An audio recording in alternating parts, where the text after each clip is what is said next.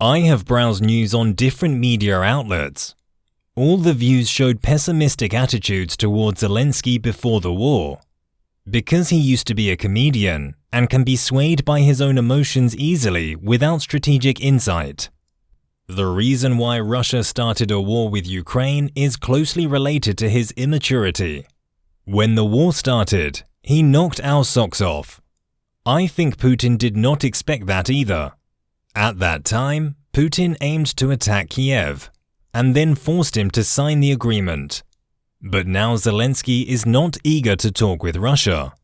He knows that Putin is more eager than himself, because Putin cannot bear the delay of the negotiation. At the beginning, Putin wanted to talk with Zelensky in Minsk in Belarus, but Zelensky did not agree, proposing Poland and then Hungary. Finally, the place was determined after both parties making a compromise, which was a state in the boundary between Belarus and Ukraine.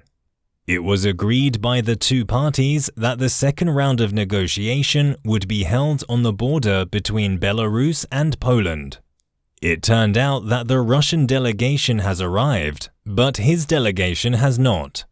Zelensky said that his delegation would arrive on the morning of March 3rd. Then, his telephone diplomacy achieved good results. He made a lot of calls, and this indeed gave him help from various sides, and moral help from the world. There is one particular thing of him that knocked our socks off. When leaders in European countries persuaded him to leave Ukraine as soon as possible, warning him that his life was in danger, he said, "I need ammunition, not a ride." His sentence has become a soundbite quoted by main media outlets. What is media's description of Zelensky now? Some media say that he is the Lech Wałęsa of Poland, who was the former president of Polish Trade Union. Lech Wałęsa was very famous at the time.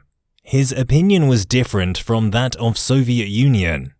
Media describe Zelensky as Washington and Churchill, saying that he is a national hero. Last year, Afghanistan President Ghani escaped before the war started. Zelensky's behavior forms a sharp contrast to him. Having a beard, Zelensky wears a military jacket. This is totally different from his former image as a white-collar worker wearing a suit and a tie. I think maybe he is not a strategist or a great president, but he is a true man.